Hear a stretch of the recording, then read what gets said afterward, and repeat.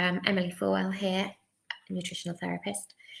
At the moment, I'm talking to you about how to get better sleep, as this is an issue for a lot of people in lockdown.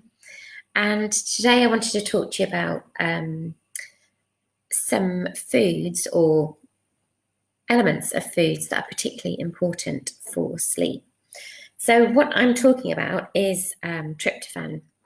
So tryptophan is an amino acid that's found in tiny amounts in certain foods, and our bodies convert this into serotonin.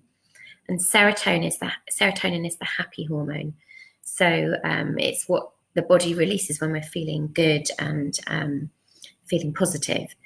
And then at night time, the body then converts serotonin to melatonin, and melatonin is the sleepy hormone. So we want to encourage our bodies to make as much melatonin as possible. And in order to do that, we need to have the building blocks to make melatonin, which if we go back 2 steps is tryptophan. And then we want to create the right environment for the body to turn serotonin into melatonin. So there's lots of things that can hinder that conversion. But firstly, to talk about where we find tryptophan. So it's particularly high in poultry, so chicken or turkey. It's found in good amounts in oats, eggs, dairy products, particularly yogurt and milk. It's found in some nuts, bananas and dates.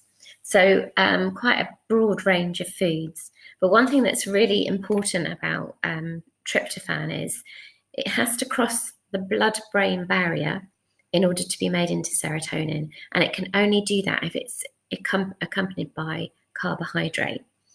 So it wouldn't benefit you just to eat a chicken breast. You'd need to eat that chicken breast with a little bit of carbohydrate. So one of the tips that I give to people who are struggling to get to sleep is to have a small snack before bedtime that's a combination of a tryptophan-rich food plus some carbohydrate. So some foods will automatically be those 2 things. So if you think about oats, they are a carbohydrate. They're quite high in tryptophan. So you could make yourself up a tiny amount of porridge, and that might be enough to boost your levels of tryptophan for the body to convert into melatonin. So, and yeah, a nice milky porridge, or you could have a banana with a handful of nuts, or you could have an oat cake with some nut butter on it, or maybe a slice of banana.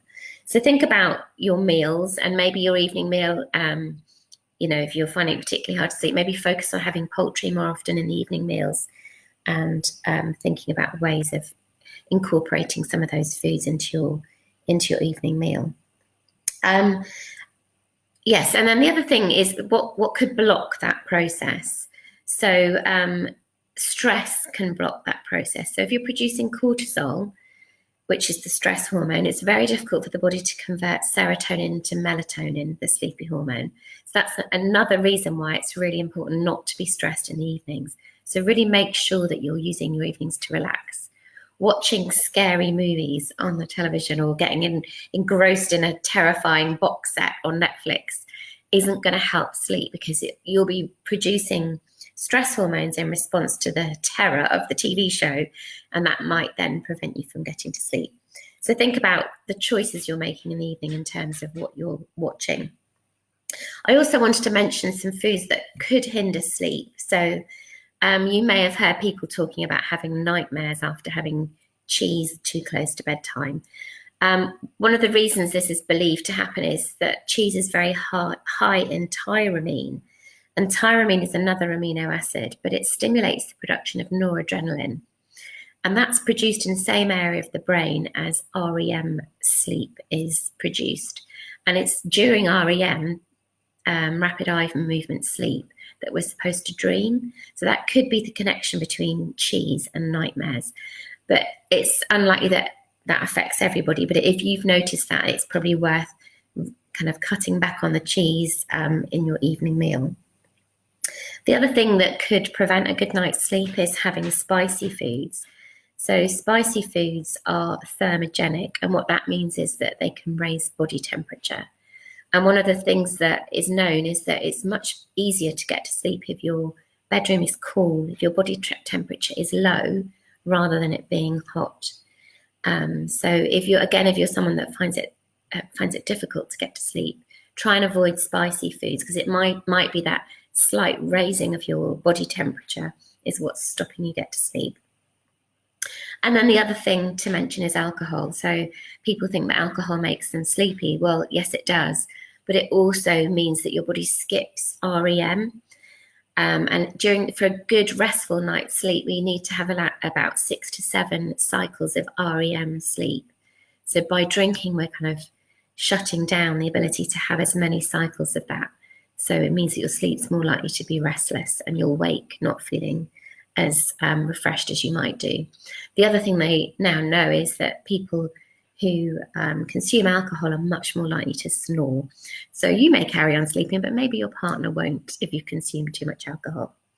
So think about the foods you could be eating more of. So we've talked about tryptophan-rich foods, so poultry, oats, bananas, dairy products, dates, bananas.